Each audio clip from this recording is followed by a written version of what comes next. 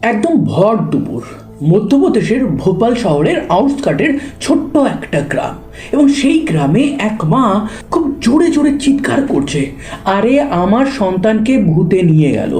এই বলে সে উঠোনের উপর বসে একদম রীতিমতন কাদা মাটি মেখে কাঁদছে।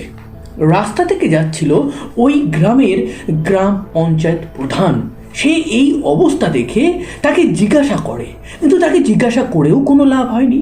তারপর সেই বউয়ের যে শাশুড়ি আছে তাকে যখন পঞ্চায়েত প্রধান জিজ্ঞাসা করে কি হয়েছে, তখন বলে কিঞ্জলকে পাওয়া যাচ্ছে না। এবং এটা শুনে পঞ্চায়েত প্রধান চিন্তিত হয়ে পড়ে। সে সঙ্গে সঙ্গে মাঠের দিকে দৌড় লাগায়। মাঠে ওই বাড়ির যে আর্নিং মেম্বাররা আছে, মানে ওই বাড়ির যে পুরুষরা আছে, তারা কাজ করছিল, এবং তাদের ফিল্ডে গিয়ে যখন তাদেরকে বলে তাড়াতাড়ি বাড়ি যাও, বাড়িতে তোমার বিপদ এসেছে, তখন সেই দুই পুরুষ তারা ভাবে যে কী হলো, এই তো বাড়ি থেকে কয়েকক্ষণ আগে এলাম, এখনই আবার কি হলো। তারা দৌড় লাগায় বাড়ির দিকে, এবং বাড়ির দিকে যখন তারা দৌড় লাগিয়েছে, বাড়ির সামনে আসতেই তারা দেখে অনেকে তাদের বাড়ির সামনে জড়ো হয়েছে, কান্নাকান্তির রোল উঠেছে। তারা ভয় পেয়ে যায়। তারা অতি সন্তর্পণে ভিড় সরিয়ে সোজা বাড়ির ভিতরে গিয়ে দেখে যে তাদের মা, বাড়ির বউ এবং ছোট ভাগ্নি, যার বয়স মাত্র 6 বছর, তারা তিনজন মিলে খুব কাঁদছে। এবং বাড়ির যে বউ আছে, যার নাম হচ্ছে সরিতা, সে বারবার একটা কথাই বলছে, কিঞ্জলকে পাচ্ছি না, কিঞ্জলকে ভূতে নিয়ে গেছে। এবার এই জিনিসটা শুনে তারা তো কনফিউজ, তার সাথে সাথে যারা ওখানে দাঁড়িয়ে ছিল তারা সবাই কনফিউজ। বাড়ির দুই ছেলে রাম এবং শ্যাম, তারা তাদের বাড়ির সব থেকে ছোট মেম্বার, যার বয়স মাত্র 1 মাস, যার নাম হচ্ছে কিঞ্জল। এই নামটা তারা অনেক যত্ন করে ভালোবেসে সবার কাছ থেকে শুনে রেখেছিল। তো তারা কিঞ্জলকে খুঁজতে থাকে। অনেক দিন ধরেই ওই বাড়িতে নানান রকম প্রবলেম হচ্ছিল। নানান সময় নতুন বউ সরিতার উপর নানান ভূত প্রেত অ্যাটাক করছিল। এই কারণে তারা তান্ত্রিকও ডেকেছিল, অনেক জ্যোতিষকেও দেখিয়েছিল, কিন্তু তাতে কোনো কিছুই সলভ হয়নি। 2019 সালে শ্যামের সাথে সরিতার বিয়ে হয়। বিয়ের পর দীর্ঘ 1 বছর পর তাদের একটা কন্যা সন্তান লাভ হয়। তারা খুশি ছিল, কিন্তু এই খুশির মধ্যে এই রকম চুনা কে লাগালো? যখন তারা খুঁজছে কিঞ্জলকে, কিঞ্জলের বাবা শ্যাম শুধু ভাবছে যে 1 মাস আগে তার ফুটফুটে সন্তানকে সে কোলে করে এই বাড়িতে নিয়ে এসেছিল। অনেক স্বপ্ন দেখেছিল সে তার মেয়েকে নিয়ে, ডাক নাম দিয়েছিল সে লক্ষ্মী। সে ভেবেছিল যেহেতু বাড়িতে কন্যা সন্তান এসেছে, সেহেতু এবার সংসারের অর্থনৈতিক উন্নতি হবে। তো এইভাবে সমস্ত কিছু ঠিক থাকলেও তাদের মনটা এখন শান্ত নেই। কিঞ্জলকে খুঁজতে হবে। এবার কিঞ্জলকে খোঁজার নিয়ার অ্যাবাউট 3-4 ঘন্টা কেটে গেছে। এতক্ষণ মাঝে মাঝে সরিতা বলছিল যে আমার মেয়েকে নিয়ে গেছে ভূতে, কিন্তু এখন সেই কথাটা সে বারবার বলছে। তাদের বাড়িতে যে জ্যোতিষ, যে তান্ত্রিক এসেছিল আগে, তাদের বাড়িতে যখন ভূত এসেছিল বা তাদের মনে হয়েছিল যে তাদের বাড়িতে ভূত আছে, অনেকে অসুস্থ হয়ে পড়ছে, সেই সব দেখানোর জন্য সেই তান্ত্রিককে ডাকা হয়। সেই তান্ত্রিক আসে, এসেই নানান রকম ঝাড়ফুঁক করতে থাকে এবং করতে করতে বলে যে এই বাড়িতে একটা অশরীরী আত্মা আছে। এইটা শুনে বাড়ির লোক ভয় পেয়ে যায়। সে নানান রকম তন্ত্রমন্ত্র করতে থাকে। কয়েক ঘন্টা এই তন্ত্রমন্ত্র যখন চলছে, তখন বাড়ির সব থেকে বড় মেম্বার রাম, সে বাড়ির ভিতরে যায়। বাড়ির ভিতরটা সে খুঁজে দেখে, ভাবে যে কিঞ্জল 1 মাস তার বয়স, সে কোথায় বা যেতে পারে। তো সেই ক্ষেত্রে বাড়ির ভিতর খুঁজতে খুঁজতে সে দেখে যে ঘরে তাদের রান্না হয়, সেই ঘরে একটা নীল ড্রাম রাখা আছে, এবং সেই নীল ড্রামের উপর একটা গামলা রাখা আছে, এবং সেই গামলার মধ্যে বেশ অর্ধেকটা মতন জল ভরা আছে। তার কোথাও না কোথাও একটা সন্দেহ হয়। সে প্রথমে বেরিয়ে চলে যাচ্ছিল, কিন্তু তাকে না কিছু একটা জিনিস যেন পিছনে ডাকে। সে ওই যে গামলাটা আছে সেই গামলাটা সরায় অ্যান্ড ড্রামটা খোলে। ড্রামটা খুলতে সে দেখে সেই জলের মধ্যে কিছু একটা ভাসছে, এবং সেটা দেখা মাত্র সে চিৎকার করে বাড়ি থেকে বেরিয়ে আসে। এইদিকে তান্ত্রিক এই জিনিসটা দেখে সেও ভয় পেয়ে যায়। সে বলে, ভূত ধরে ফেলেছি, ভূত ধরে ফেলেছি, এখনই কিঞ্জলকে পাওয়া যাবে। হ্যাঁ, কিঞ্জলকে পাওয়া গেছিল ওই নীল ড্রামের মধ্যে ভাসমান অবস্থায়। তাকে পাওয়া গেছিল মৃত অবস্থায়। এবার তান্ত্রিক, গ্রামবাসী আর কোনো কিছুতেই কাজ হবে না। এবার হচ্ছে পুলিশের কাজ। পুলিশকে ডাকা হয়, পুলিশ তদন্ত শুরু করে। পুলিশ প্রথম সরিতাকে জিজ্ঞাসা করে। সরিতা বলে যে আমার মেয়েকে ভূতে মেরেছে, কিন্তু পুলিশ তো এইসব ভূত বা অন্য কিছুতে বিশ্বাস করে না। তারা বুঝতেই পেরে গেছিল কিঞ্জলকে মেরেছে কোনো মানুষ, এবং মানুষ যে ভূতের থেকে বেশি ভয়ঙ্কর হয় সেটা পুলিশ জানে। পুলিশ তদন্ত শুরু করে। এবার পুলিশ প্রথমে গিয়ে বডিটা উদ্ধার করে ময়না তদন্তের জন্য পাঠিয়ে দেয়।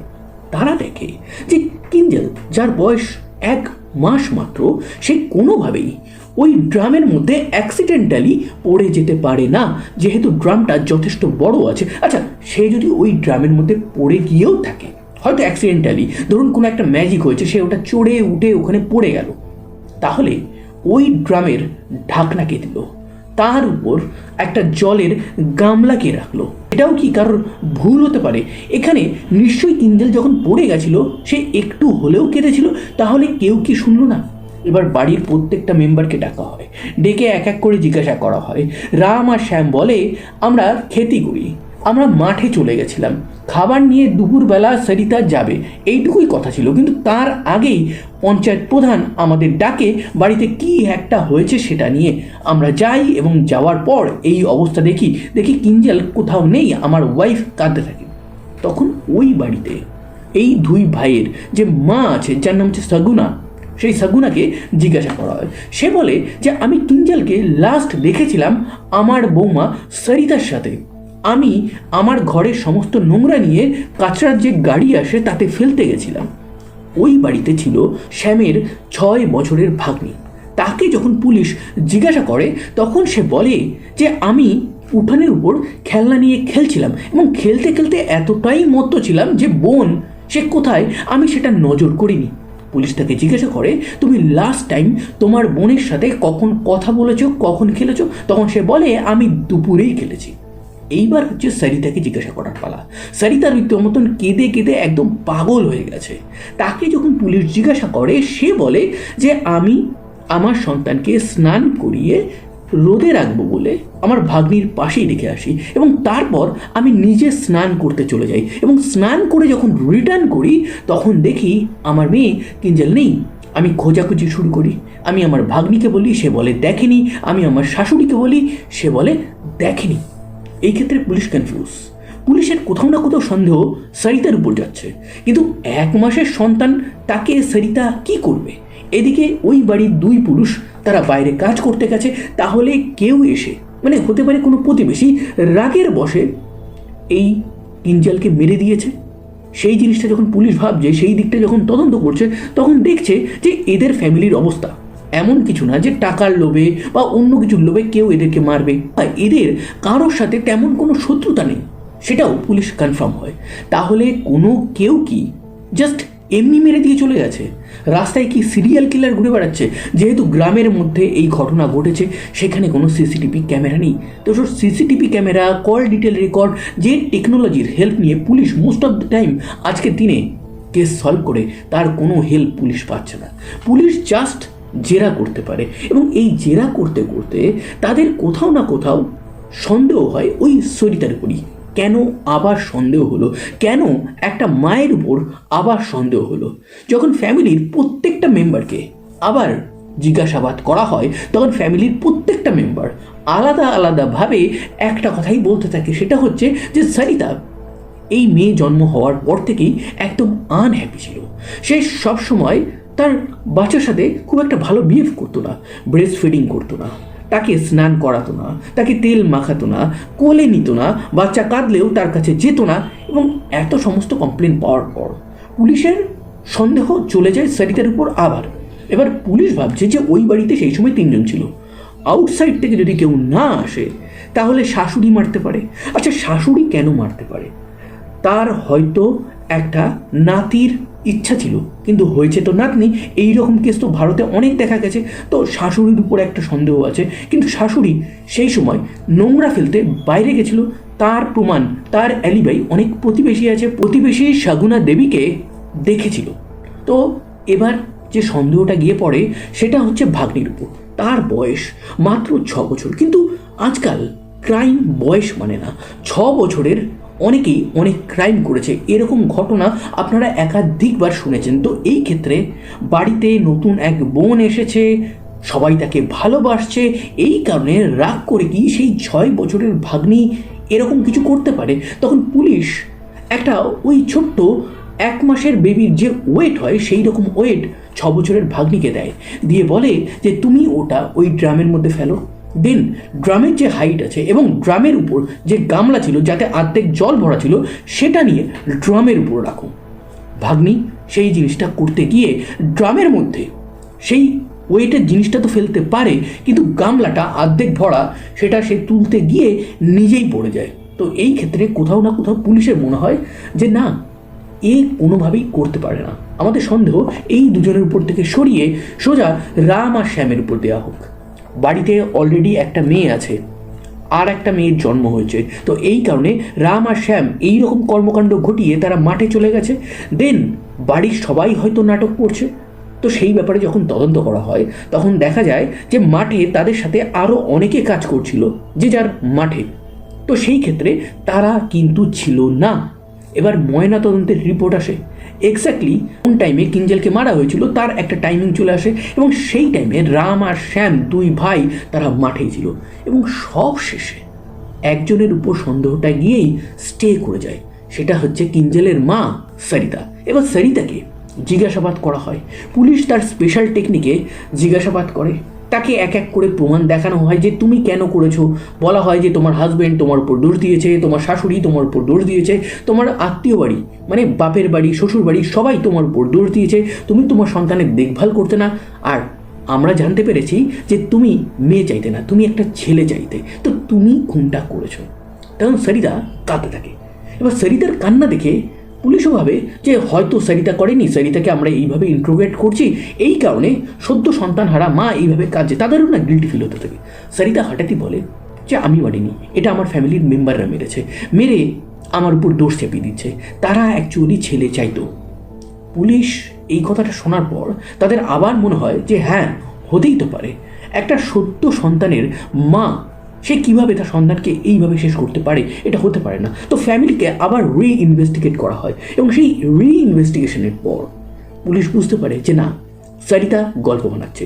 সরিতাকে কোর্টে পেশ করা হয়, কোর্ট থেকে পুলিশের কাস্টাডিতে পাঠানো হয়। পুলিশের কাস্টাডিতে তাকে অনেকভাবে জিজ্ঞাসা করা হবে, কিন্তু সে ওই একই কথা বলছে যে আমি মারিনি, আমার পরিবার মেরেছে জাস্ট ফর একটা ছেলের লোভে, তাদের নাতি চাই, নট নাতনি। যাই হোক, এইভাবে 1-2 মাস কেটে যায়। জেলে তার সাথে তার হাজব্যান্ড দেখা করতে আসে। তার হাজব্যান্ড সেও তো জানে না যে তার ওয়াইফ করেছে না তার মা করেছে নাকি বাইরের কেউ এসে করেছে হিংসা করে। তো সেই হিসাবে সে তার ওয়াইফের সাথে মিট করতো, তাকে খাবার দিতে যেত, তার সাথে কথা বলতো, এবং এইরকমই একদিন দেখা করতে গিয়ে একদিন তার হাজব্যান্ড বলে যে তুমি যে এই লাইফটা জেলের মধ্যে কাটাচ্ছ, এতে কী লাভ পাচ্ছ? তুমি যেটা জানো সেটা সত্যি সত্যি বলো না। আচ্ছা, তুমি যদি পুলিশকে না বলতে পারো, তুমি যদি অন্য কাউকে না বলতে পারো, তুমি আমাকে বলো না, আমাকে তো বিশ্বাস করো নাকি, আমি তো তোমাকে ভালোবাসি। তখন সরিতা খানিকক্ষণ চুপ থাকে, থাকার পর সে বলে যে না, কোনো ভূতে আমার সন্তানকে নেয়নি, তোমার মাও কিছু করেনি, তোমার পরিবারও কেউ কিছু করেনি, বাইরের লোকও কিছু করেনি। অ্যাকচুয়ালি আমার প্রথম থেকেই একটা ইচ্ছা ছিল আমার একটা পুত্র সন্তান হবে, কিন্তু যখন দেখি 10 মাস 10 দিন পেটে ধরার পর আমার একটা কন্যা সন্তান হয়েছে, তখন আমি রীতিমতন ভেঙে পড়ি। আমার তাকে মানুষ করতে একদমই ইচ্ছা হয়নি, এই কারণে ব্রেস্ট ফিডিং করাতাম না, এই কারণে তেল মাখানো, স্নান করানো, খাওয়ানো কিছুতেই আমার মন ছিল না। আমি চাইছিলাম একটা পুত্র সন্তান নিতে। তখন হাজব্যান্ড বলে যে আচ্ছা, আমরা তো আরেকবার ট্রাই করতে পারতাম, তখন তো আমাদের পুত্র সন্তান হলেও হতে পারতো, তো এই ক্ষেত্রে তুমি হঠাৎ করে এইরকম কেন ভেবে নিলে? তখন সে বলে যে আমি জাস্ট ভেবে নিয়েছি, আমি বাদবাকি কিছু জানি না। তখন শ্যাম বলে তাহলে কিঞ্জলকে তুমি মেরেছো? তখন বলে হ্যাঁ, আমি কিঞ্জলকে মেরেছি। শ্যাম এই কথাটা শোনার পর একদম মেরে যায়। সে পুলিশকে গিয়ে বলে যে সরিতা স্বীকার করেছে সেই তার সন্তান কিঞ্জলকে শেষ করেছে। পুলিশ আসে, এসে তদন্ত করে, আবার জিজ্ঞাসাবাদ করে, এবং সেই জিজ্ঞাসাবাদে এটা বেরিয়ে আসে যখন শাশুড়ি নোংরা ফেলতে চলে যায়, যখন ভাগ্নি উঠোনের উপর খেলা করছে, সেই সময় হঠাৎই কিঞ্জল কেঁদে ওঠে, এবং তার কান্নাটা মোটেও সরিতা সহ্য হয়নি। সে সোজা কিঞ্জলকে নিয়ে ওই ড্রামের মধ্যে ফেলে, দেন তার উপর গামলা রেখে চুপচাপ বেরিয়ে আসে, এবং কিঞ্জলের ওখানেই মৃত্যু হয়। ঘটনাটা মধ্যপ্রদেশের ভোপালের আউটস্কার্টে একটা গ্রামে ঘটে 2020 সাল। তখন করোনার টাইম, কোর্টে তাকে তোলা হয়, অনলাইনে হিয়ারিং হয়, সে সেই সময়টা জেলেই থাকে। অ্যান্ড 2025 ফেব্রুয়ারি মাসে যখন জাজমেন্ট দিন আসে, তখন সরিতার যে আইনজীবী ছিল সে বলে যে সরিতা সবে বিয়ে করেছিল, সে এই দায়িত্বগুলো ভয় পাচ্ছিল, এই কারণে বাই মিস্টেক সে করেছিল, তার কোনো ইচ্ছা ছিল না। তো ফার্স্ট টাইম সে ক্রাইম করেছে, এই কারণে তাকে যেন কম সাজা দেওয়া হয়। কিন্তু জাজ বলে যে আপনি কার কম সাজা চাইছেন, যে তার নিজের সন্তানকে এইভাবে শেষ করেছে, যার বয়স মাত্র 1 মাস ছিল। বাড়িতে যখন কন্যা সন্তান আসে তখন ভগবান সেই বাড়িটাকে চুজ করে, সেই বাড়ির মেম্বাররা কন্যা সন্তানকে টেক কেয়ার করতে পারবে। এই কারণেই ভগবান বেছে বেছে কন্যা সন্তান জন্ম দেয় সেই সব বাড়িতেই। সব বাড়িতে কন্যা সন্তানের জন্ম হয় না। তো এই ক্ষেত্রে তাকে এইভাবে যদি আমি ক্ষমা করে দিই, তাকে যদি এইভাবে কম সাজা দিই, তাহলে যে কোনো ক্রিমিনালই তো সে এইভাবে কম সাজার ডিমান্ড করবে। তো আমি কোনো মতে কম সাজা দিতে পারবো না। তার উপর 1000 টাকার ফাইন লাগানো হয়, তার সাথে সাথে তাকে আজীবন কারাবাস দেওয়া হয়। সরিতা অ্যাট প্রেজেন্ট জেলে আছে এবং সেই যে জঘন্য কাজ করেছে তার সত্যি সত্যি কোনো ক্ষমা নেই। অবশেষে আমি একটা কথা বলবো যে এই যে কন্যা সন্তান ভার্সেস পুত্র সন্তান, এই জিনিসটা কিন্তু তৈরি করা হয়েছে দীর্ঘদিন ধরে। আমি প্রত্যেকটা মা বাবাকে বলবো, এবং যারা বিয়ে করতে যাচ্ছে বা যারা প্রেগনেন্ট আছে, যাদের সন্তান হবে, দেখুন ছেলে হোক অর মেয়ে হোক, ডাজ নট ম্যাটার। আপনি সন্তান ভালোবেসে মানুষ করুন। সে কোনো ঘোড়া না যে আপনার ইচ্ছেগুলো পূরণ করবে। আচ্ছা, অনেক ছেলেই তো এই সমাজে আছে যারা তাদের মা বাবাকে রাস্তায়, স্টেশনে, কোনো মেলাতে দূরে গিয়ে ছেড়ে দিয়ে চলে আসে। আবার এমনও অনেক হাজার মেয়েকে দেখেছি যারা তার মা বাবার জন্য সমস্ত কিছু ত্যাগ করেছে। তো আপনি সন্তান চান, এটা কখনো চাইবেন না যে আমার পুত্র সন্তান চাই বা আমার কন্যা সন্তান চাই। আপনি ভগবানকে বলবেন সুস্থ সবল একটা সন্তান জন্ম দিক, যে সমাজের কল্যাণে কাজে আসবে। তো এই ছিল আজকের একটা ট্রু ক্রাইম ঘটনা। এইরকম রিয়েল লাইফ ট্রু ক্রাইম ঘটনা ইন স্টোরি ফরম্যাটে যদি আপনারা শুনতে চান, তাহলে অবশ্যই আমার চ্যানেলটাকে সাবস্ক্রাইব করবেন। সাবধানে থাকবেন, সতর্ক থাকবেন, সুস্থ থাকবেন এবং আনন্দে থাকবেন। আবার দেখা হবে নতুন কোনো এক ভেরি ইন্টারেস্টিং ট্রু ক্রাইম ঘটনার সাথে।